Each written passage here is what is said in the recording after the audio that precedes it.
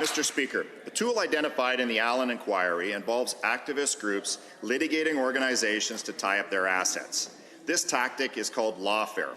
The Minister of Energy knows all too well how Lawfare works, facing it a multitude of times when fighting for the Gateway Pipeline.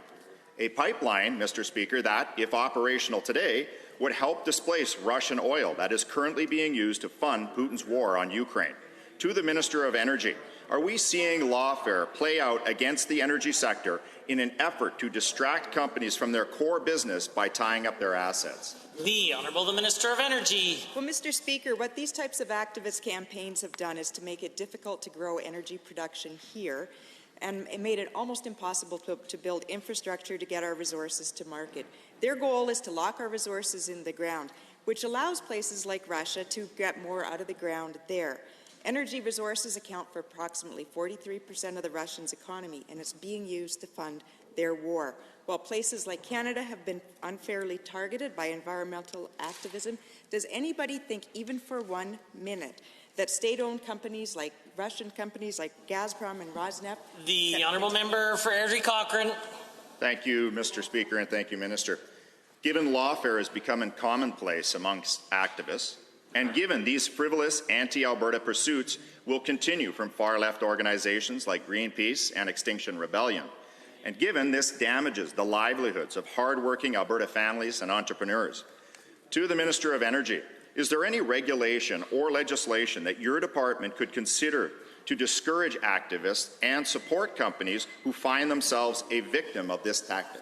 The Minister of Energy. Well, thank you. And as I was noting before, does anybody here think for even 1 minute that Russian state-owned companies like Rosneft and Gazprom have to contend for a single minute with the type of environmental litigation, fossil fuel divestment, clogged regulatory processes, and environmental activism that we contend with here? Mr. Speaker, we sit on top of the third largest reserves of oil in the world, 166 billion barrels, and it accounts for 25% of the free world non-state controlled production. This is a large part of why Alberta is targeted. So yes, we are taking steps to counter these activist campaigns. The Honourable Member. Thank you again, Minister. Given Albertans are tired of ideological groups like Extinction Rebellion trying to destroy our resource sectors, and given this government is committed to the fight against nefarious activists and their shameful attacks, such as what took place at the Coastal GasLink pipeline, and given last October in this House, the Minister and I discussed the possibility of forming a special committee to subpoena and question those named in the Allen report.